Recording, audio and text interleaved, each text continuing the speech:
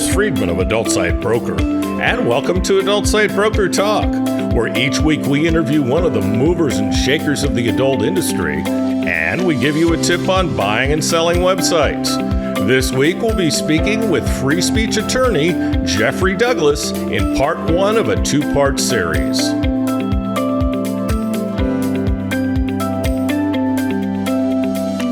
We've doubled our affiliate payouts at ASB Cash. Now, when you refer sellers or buyers to us, you'll receive 20% of our broker commission on any and all sales that result from that referral for life. Check out asbcash.com for more details and to sign up. And we're proud to announce our latest project, thewaronporn.com. You'll find articles from industry websites as well as mainstream publications. It's designed to raise awareness of our industry's plight in the war on porn and the numerous attacks on our industry. You'll find all that and more at thewaronporn.com. Now time for our property of the week that's for sale at Adult Site Broker. We're proud to offer a premier female-led OnlyFans agency.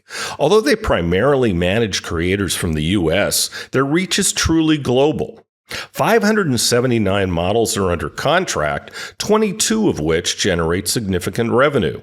The rest participate in qualification programs and online training, which ensures future growth. Their service includes 24/7 chat support. They also offer a range of templates, video courses, and other resources designed to streamline and enhance the content creation process. And they've started an OnlyFans community. This pioneering platform enables creators to connect, collaborate, and seek peer support. This agency represents a unique investment opportunity in the thriving OnlyFans market. Only €252,000. Now time for this week's interview. My guest today on Adult Site Broker Talk is free speech attorney Jeffrey Douglas. Jeffrey, thanks for being with us on Adult Site Broker Talk. It's a great pleasure, an honor, in fact. Thank you. Well, the honor is all mine, sir. Jeffrey J. Douglas is a leading adult industry attorney who focuses on criminal defense in state and federal courts. Since 1982, he's advised all segments of the adult industry, from creators, manufacturers, and distributors to direct consumer sales. His clients include many of the prominent manufacturers, distributors, and resellers of sexually explicit products and services, as well as hundreds of internet companies. He's chair of the Free Speech Coalition's Board of Directors, the Adult Industries Trade Association. Jeffrey is Chairman Emeritus, I got through that, of the First Amendment Lawyers Association, and a former director of the A.C.L.U. Foundation of Southern California, a nationally recognized spokesperson for the adult industry, and an expert witness. He appears regularly in the media, has testified before Congress, and is the author of numerous articles. He successfully defended clients in state and federal obscenity cases and is regarded as one of the leading authorities on 18 U.S.C. 2257.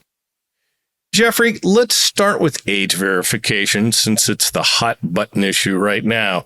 States are passing these laws across the U.S. What's the latest on these laws? About just over 20 states have passed some version of adult verification. Some of those states have rules that require things they haven't created yet, like a digital ID, but they haven't written the regulations to create a digital ID. So those states haven't yet, although the bill has passed and is in effect, technically, since they haven't taken that next step, there's not a lot that can be done. But we have successfully beaten back attempts to pass in several states, most recently in California. We got a Republican author to amend the law so that it included device level filtering. So a website would be immune from any civil liability in California as long as it had the equivalent of an RTA label on the site, so that a filter would find that out, and then the minor or someone else who didn't want to go to an adult site couldn't go to an adult site. And in Arizona, we persuaded the governor to veto the bill, and the veto message contained substantial portions of the language that we proposed. So that was successful, and we're still working. Legislatures, we're beginning to slow down the train. The hallmark of every one of these legislative efforts, except California, like adult regulation has been, as long as I've been watching it, it occurs with absolutely no dialogue with the industry. And if there is a true truism, it's that you can't effectively regulate an industry that you're not talking to. You can pass all the regulations you want, but if you don't understand the industry to understand what the impact is, it's not going to work. It may not work in how you expect it not work, but it's going to be ineffective. And since the people who are motivated to regulate the adult industry are typically groups or legislators who are hostile to the industry, they don't see any reason to talk to us. In fact, they avoid talking to us. As a result, they pass things that are stupid, ineffective, and often unconstitutional. And that's where we're at right now. So we're battling this on a number of levels. At the lobbying level, the legislative level. And then as a last resort, we were forced to litigate. So we filed lawsuits in 5 states so far, and we won most recently in Indiana, a terrific district court opinion. We got a terrific district court opinion in Texas, which was reversed by the crazy Fifth Circuit, which we'll get to in a few minutes. And then we have a decision pending in the 10th. And in Montana, which is in the 9th Circuit, we've just basically finished the first round of pleadings. So we're fighting out at every level that you can fight on. Ultimately, of course, if there is to be regulation, it really needs to come from the feds. Congress has to do something, because otherwise you have 50 rules in 50 states. And that's insane. Are you suggesting that Congress agree on something? That is so far beyond the realm of possibility, and it's probably just as well because if they were to try to regulate the industry, historically, again, they have refused to speak to us, hence 2257. Or FOSTA SESTA or anything like that, right? Yeah, exactly. So because our lobbying is now at a much more sophisticated level than we've ever had, there is a realistic possibility that if the courts strike down the state regulations in laws in a certain way, that we might be able to get a bill passed that is device-based filtering, in which case it would not disrupt the existing economic model. And in fact, it would make life better, because no one has any idea, whether there are 10 minors that are accessing on a daily basis or 10,000. But the more that there are, they're just wasted space. They aren't going to buy, and we don't want them. So if we could get device-based filtering, that would be a win for everyone. And there are a handful of members of Congress who are talking to us and listening to us and agree with us. In fact, there was a bill that was introduced without discussion to us. Well, I shouldn't say it's been introduced. There is a bill potential bill being circulated, and in its initial form, they hadn't spoken to us yet, and it was device-based filtering. They're now in dialogue with us. So, you can make progress. It really is. Yeah, nice to know somebody listens. And I should give the disclaimer, we're talking in July, and this will run sometime in September. So let's face it, age verification laws are being devised to try to kill our industry when you talk about the statewide ones. Some industry opponents have as much as admitted it. How does the industry survive in this environment? Well, one of the benefits of having so many scars from having fought in so many wars over the decades is that there's a certain familiarity to this. It is the exact same people in the for-profit censorship business, right? These organizations, NCOSI, American Family Association, in the past, Morality in the Media, all of these deeply Christian, ironically Protestant, organizations that keep trotting out different ways of getting around the First Amendment. And almost always it's to protect the children. They automatically shift definitions. So they start out by talking about material that pretty much there's a consensus we do not want circulated. That is non-consensual material, a recording of an actual non-consensual rape. Nobody wants that. No one wants to distribute it. And then they shift immediately to a much broader. So then they start talking about violent pornography, and which is almost an undefined concept. And so they go from child pornography, or now child sexual abuse material, CSAM, to violent pornography. They just are always shifting terms, because when you try to nail them, if you force them to nail themselves down, they don't really have an argument. So this is just the same song, only at the moment it's much more effective than it has previously been, because we have a much more polarized country. And so there are most legislators are making decisions strictly on the basis of how do I avoid a primary challenge. So this voting against the adult industry, if you're a Republican or you're in a swing district, seems like the simplest, safest thing in the world to do. There's no downside, because adult consumers don't band together and vote to protect their right to masturbate. So it's a relatively safe vote, and with the polarization, it sort of is rushing through. But fundamentally, what has kept our industry functioning are two things: the Constitution and demand.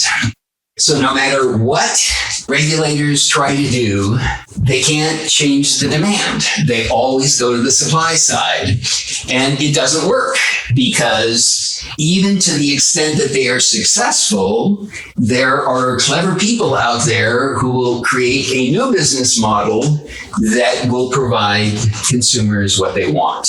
And in the course of the technological developments over the last 40 years, 50 years, the audience just keeps growing. The more easily you make the material available, the bigger the audience. So when it was only available in adult bookstores or adult theaters, that's going to limit your audience.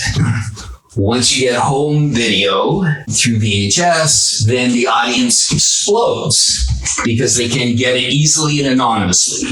Then you go to the direct delivery with only a virtual middleman, which is the internet.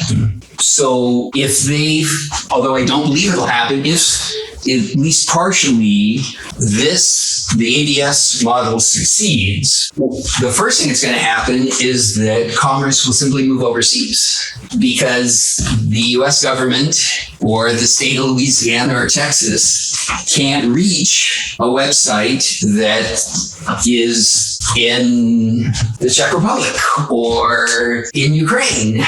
So, that will be highly disruptive to most people who work in this industry. And again, because demand is not just fixed, but it's growing, there's going to find a way. But we want to minimize the amount of harm that it does to the people who work in our domestic adult industry. And this is a battle that we have to fight, and it's a battle that I expect we'll win. That's very encouraging. Jeffrey, you were involved in getting the U.S. Supreme Court to temporarily block the Texas law in Free Speech Coalition versus Paxton with the U.S. Supreme Court. Where do you see that going? I do need to make a correction. At least as far as I know, they have not yet enjoined it. They have granted a hearing. But the status quo is that Texas can enforce the law. So, websites are still in danger there. But so in a nutshell, what the Fifth Circuit opinion that I described earlier as being outlandish, what they said was the standard of review that the Supreme Court required in an earlier version of adult verification, one that Congress passed in 1998 or something. In 2004, the court declared that unconstitutional. It was much better than the current versions because all it required was a credit card. But the Supreme Court said you can't do it. I'll get into why in a minute. But they said the proper standard is strict scrutiny. There are three standards for reviewing law or regulation that impinges on the First Amendment. There's the rational relationship test, and if you are suing, you have to prove that the legislature was irrational, and that means you lose. There's intermediate scrutiny, which is tricky, and I won't get into, and then there's strict scrutiny. And if it's strict scrutiny, the government loses. So the Supreme Court in 2004, in a case called Ashcroft versus A.C.L.U. 2, because there was an earlier case on the same issue, said you have to use strict scrutiny. And when you use strict scrutiny, it means that the state has to have a compelling reason, and they've got that here. Protecting minors from seeing porn is compelling. Okay, we give up on that, no problem. It has to be, under strict scrutiny, the least restrictive alternative of speech. And it has to be narrowly tailored. And what narrowly tailored means is you can't encompass speech that's not the problem, and you have to pretty much cover all the speech that's the problem. Because if it's either under-inclusive or over-inclusive, it fails the least restrictive alternative test. Not the least restrictive alternative, but that it's narrowly drafted to cover only what it's supposed to cover. And then the least restrictive alternative, in our case, the law fails because device filtering is a less restrictive alternative than saying to adults, you have to prove that you're an adult. So they went through everything in 2004 and they said you lose. So the way that Texas, the Fifth Circuit, ruled was, well, the Supreme Court was just obviously stupid and wrong.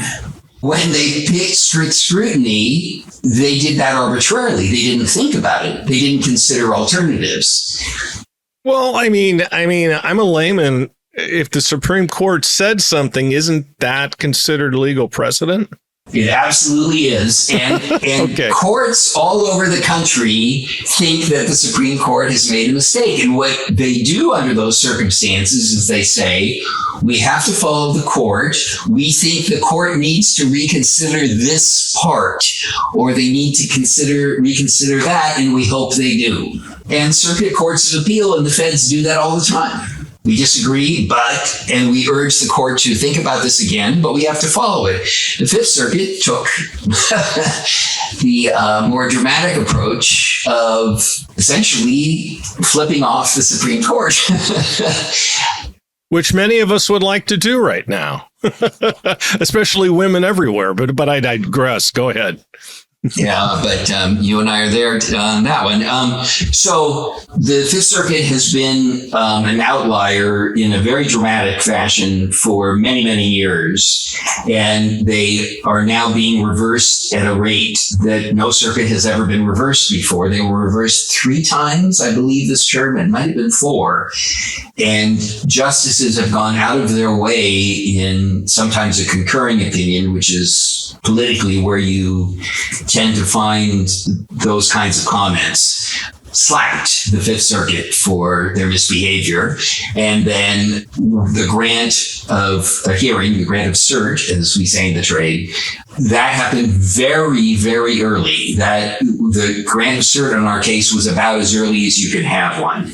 So there's a ground for optimism there. They are, annoyed at the Fifth Circuit. The Fifth Circuit did something that is likely to offend many justices. So we're going to have a hearing date given to us. It could be in October or November. I wouldn't expect it to be much later because of how early they granted it. But, that's totally looking into a magic ball. There's no way of knowing. And then we'll have oral argument again before the Supreme Court as we did 23 years ago. Jeffrey, what kind of challenges is the industry facing with such a conservative Supreme Court? It's terrifying because of the truly radical nature of this court. Obviously conservative simply is a term that doesn't mean anything like what it meant for several hundred years, which is, a desire to sort of maintain the status quo and with, certain economic, ideological consensus. But this court is anything but conservative. Maybe the word is just insane. Yes, but they clearly have a very, very strong partisan, not just political, but a partisan agenda. And the several justices, certainly the 3 Trump appointees, have come to the court with an agenda to reverse previous holdings. And we've never faced that before, right? What was supposedly the most radical court, the Warren Court, they pale in comparison to what's been going on now for more than a decade. And then the last few years, well, fair to say we've never seen anything like it before in American history.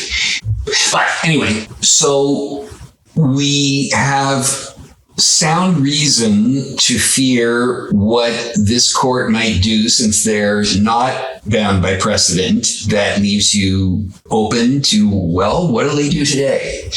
The flip side of that is First Amendment issues tend to be have less predictable partisan outcomes than other issues because the First Amendment is partisan neutral. The same law that impairs the ability of a Black Lives Matter parade also applies to a white supremacy protest. And so some of the better First Amendment opinions that conservative courts have come out with conservatives joining liberals, or at least moderates, I don't know that there are any real liberals left, but have been on abortion clinics and abortion protests. And so in order to be able to maintain the ability of people to protest against abortion clinics willy-nilly, that means that groups that the partisanship on the court doesn't necessarily favor also need protection. So it's much less predictable than you might think. But I don't want to minimize the terror as well as the excitement that occurred. So the court is not going to say the Fifth Circuit was right, we fucked up, we used strict scrutiny. That they're not going to do. There is, however, a possibility that they will change the level of scrutiny, but they'll find a way to reprimand the Fifth Circuit for doing it the way they did. And that's the biggest fear, that they would do something to say sex is different than every other form of speech. And therefore, while any other form of speech would be entitled to strict scrutiny, this form of sexual communication is not. And it's happened in the past. Approval to zone adult businesses out of the way so that no one can go to them. Only making, the only available zoning spot is at the bottom of a rock quarry and things like that. When the court said that that was okay, one of the more thoughtless comments written by a justice was, we can't imagine parents sending their sons to do battle, to go to war over specified sexual activity or specified anatomical areas. Well, parents are not going to send their children to go to war over most First Amendment issues. They wouldn't go to war to allow Jehovah's Witnesses to cover live free or die on their New Hampshire license plate. And they wouldn't go to war in order to protect the Supreme Court from publishing what they want. That can't be the standard. But that kind of intellectual blindness has appeared in the past, and it could happen again. The fact that they did Fifth Circuit did such a bad job kind of helps us. Absolutely. Jeffrey, there's a general war on porn. We all know that. So how do we win it? In a way, like I said, because you can't alter the demand for people to see sexually explicit material, we can't lose. The only way we can lose is if the minority, the small minority, persuade people that they shouldn't look at porn. And that will never happen. So the victims of the previous wars have been people who were, prosecuted under these crazy laws that exist, that there's such a thing as criminal art, that you can make art so bad that you can go to prison for it. I've seen some paintings. and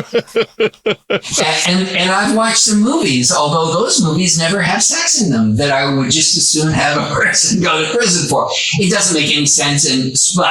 But despite the victims along the way that have done prison time, that have lost virtually everything, their fortune, their homes, their businesses, and all of that, the marketplace never changes. It just keeps growing.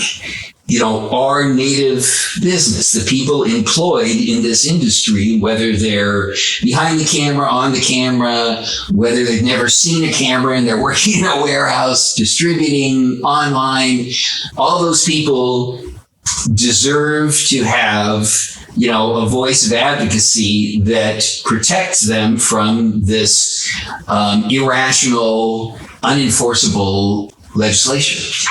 And so that's where the battle is. But in terms of the product and the audience for it, that cannot be touched by, a relatively small group of fanatics.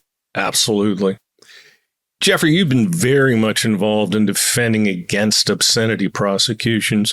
Talk about obscenity in the past and in the future as it relates to adult.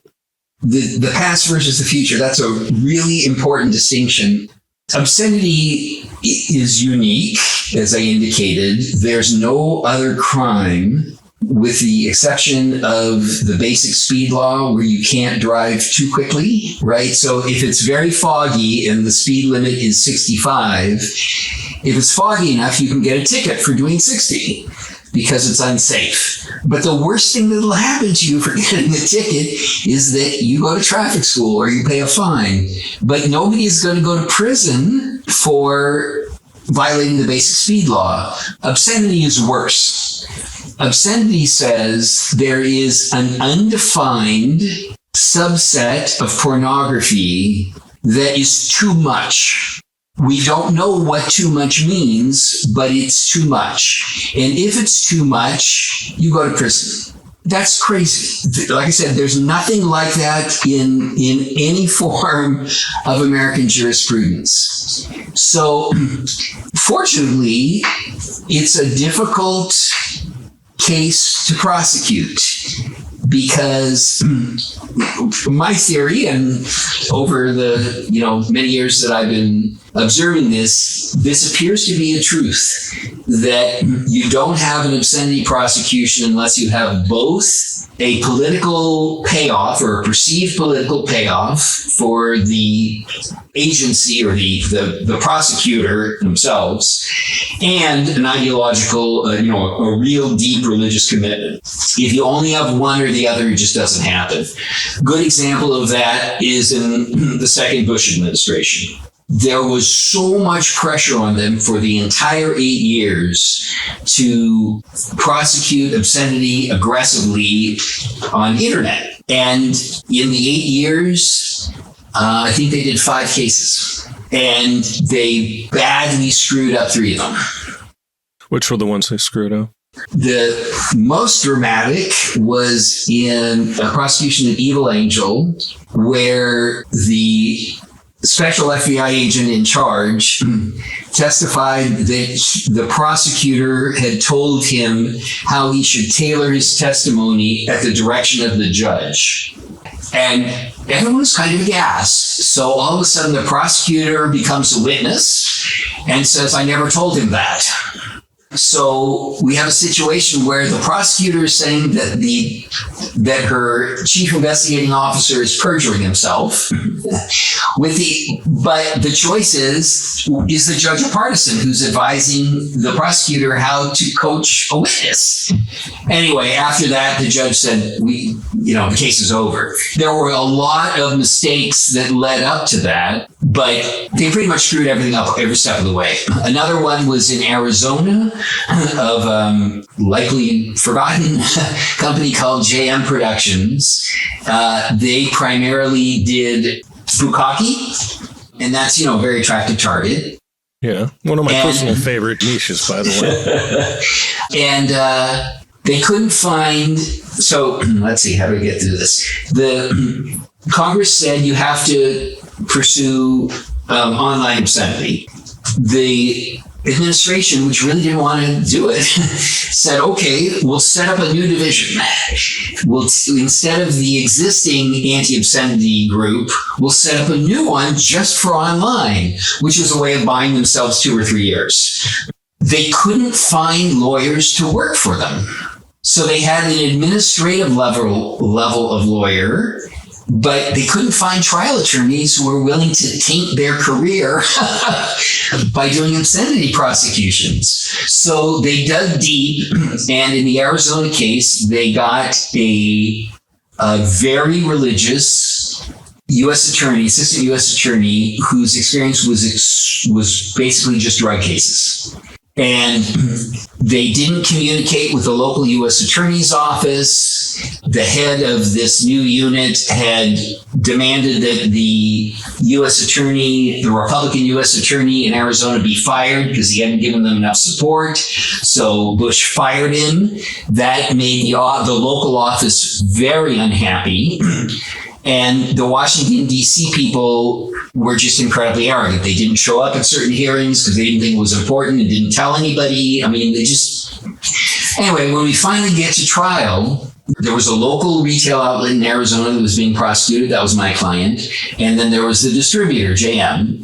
And in order to get JM, they had to prove that JM sent the material to my client. And an assistant U.S. attorney did not know how to lay a foundation to introduce a UPS document. That's a level of incompetency that is simply beyond belief. My client, who did graduate from college, but sure as shit never went to law school, but just from what he'd seen on television, whispered to me, can't he just say this? And I kicked him under the table.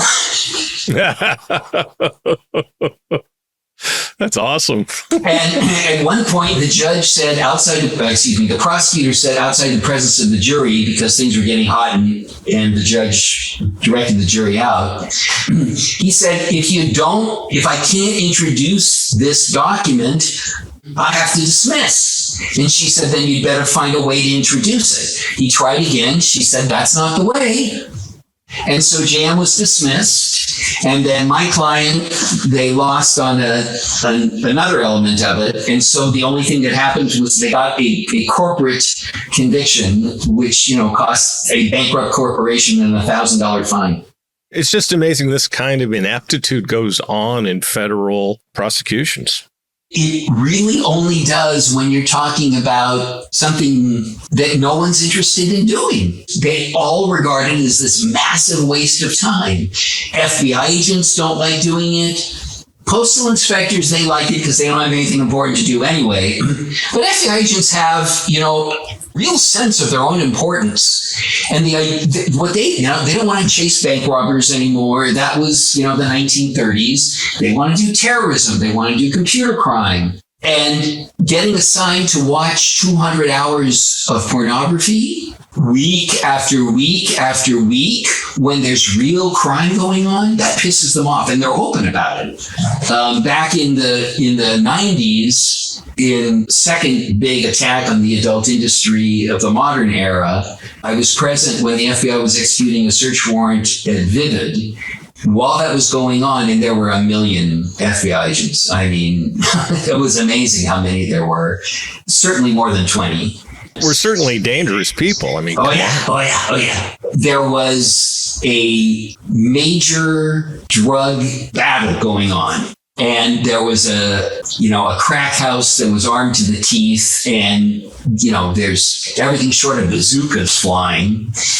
And the FBI agents are hearing about this while they're going through Vim's warehouse, and they were openly furious. They explicitly said this was just a waste of our time. We're just much more important than this.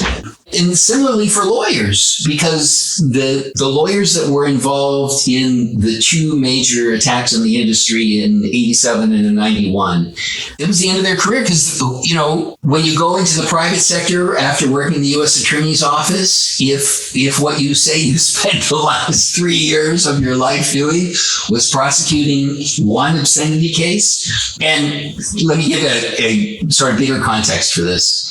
Between the peak of federal attack on the adult industry was from 1986 to, say, 1994. And most of it was even in a narrower period than that.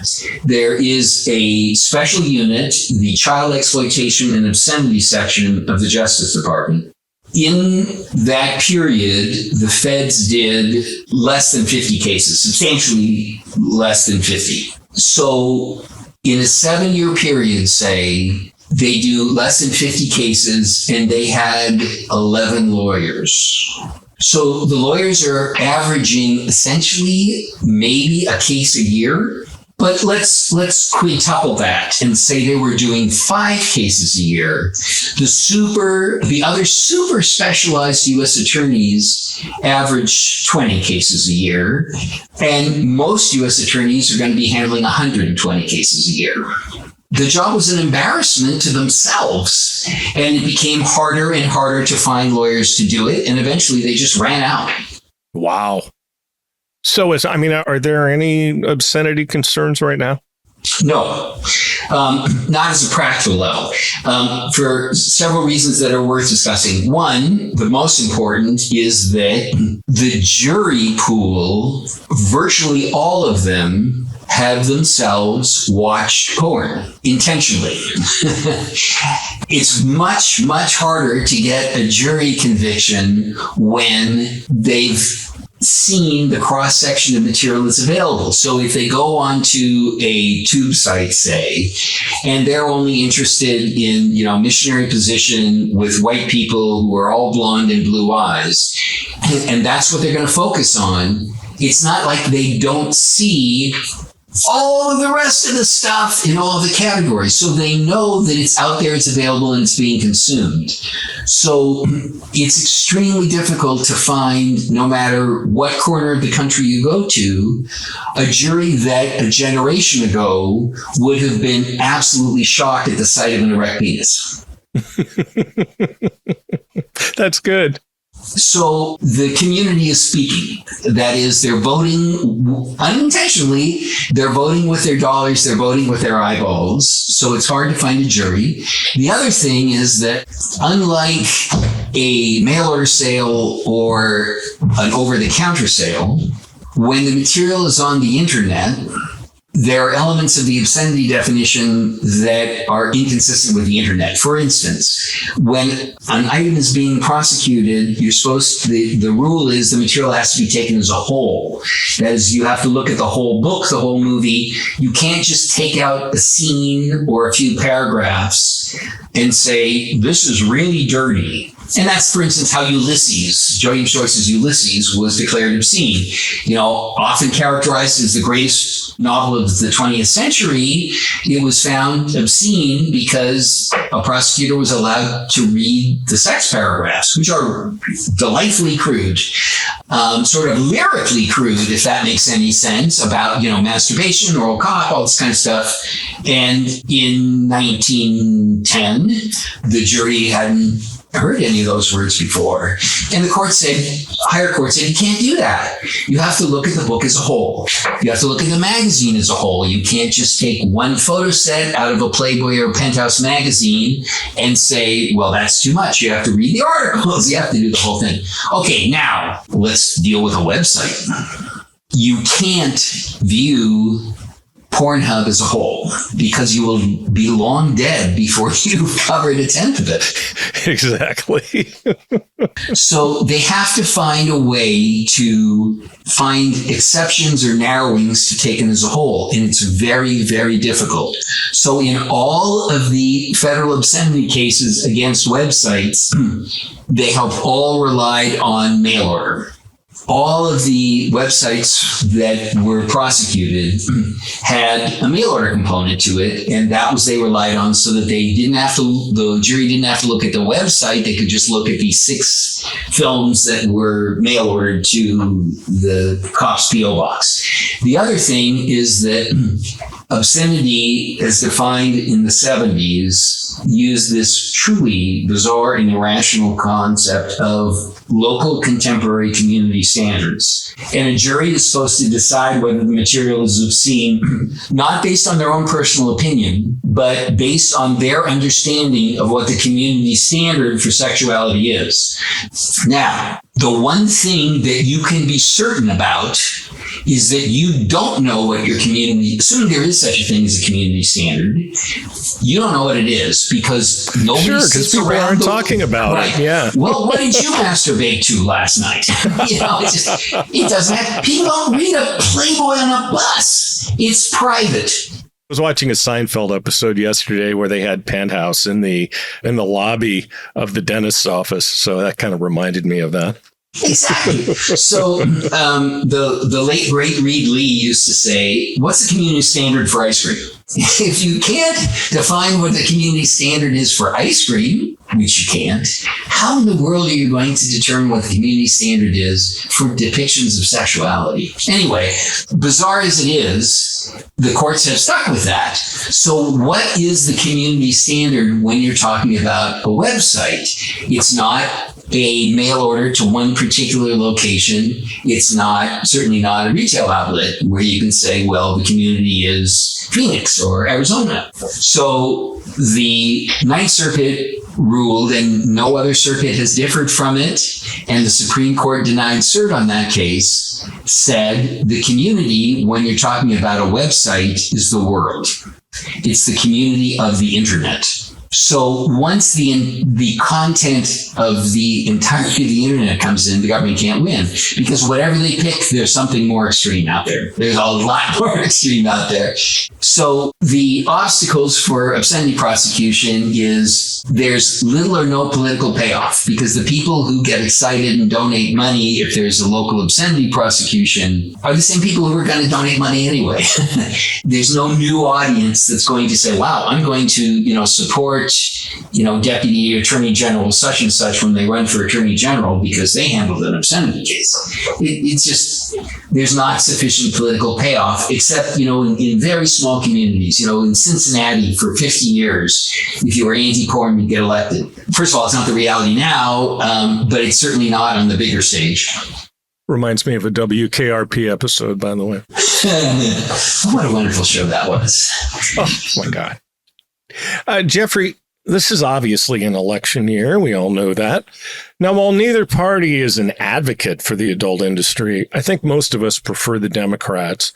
Please talk about the upcoming presidential election and how it will shape the future of the adult entertainment industry. So the best possible answer is, I don't know. So although I don't know, that doesn't stop me from having opinions. But I do want to make sure that I'm not, coming off like a prophet. But there is a negative incentive for Democrats to come after the adult industry because there is no Democratic audience and support for allocating those resources. And in fact, they're going to lose some of the people that they want money and votes for. All of even the non-consumers, all the A.C.L.U types, right? That will be offensive to them. So on the Democratic side, there's no strong motivation to regulate, let alone prosecute the adult industry. And if you look at the course of the last 40 years, the pattern is unmistakable. It doesn't matter what they say on the campaign trail, because many Democrats have said, I'm pro-family, a good Christian, I, don't believe in pornography, and we have to, make sure that they do nothing. Because, again, they don't have the combination of a political payoff and a true ideological commitment. On the other hand, for the adult industry is to Christian conservatives what seal hunters were for Greenpeace. We are this perfect pretend evil. They can distort us into whatever they want, and they can always, send out a fundraiser saying, the porn industry is trying to seduce your children. They're destroying them. They're turning them gay. They're turning them trans. They're wearing beards and they're not voting Democratic. So that force, that group, has merged with the Republican Party, right? Most of your audience doesn't remember pre-Nixon days, but or certainly pre-Reagan. But historically, even the most conservative, in fact, characteristic of conservative Christian groups was they stay away from politics. But a number of factors came, and a number of very, very smart political operatives recognized that it would serve their purposes to essentially merge the Christian right with the Republican Party. And, we've seen that. A member of Congress, a senator, just recently said, I'm a Christian nationalist.